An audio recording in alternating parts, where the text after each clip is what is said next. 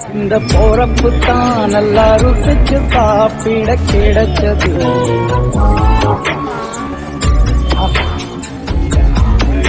அத நினைச்சுத்தான் மனோபோலகம் முழுவதும் பருக்குது. சின்னஞ்சிறு கூட்டுக்குள்ள சொர்க்கம் இருக்கு. அட சின்ன சின்ன அன்பு தானே ஜீவன் இன்னும் இருக்கு.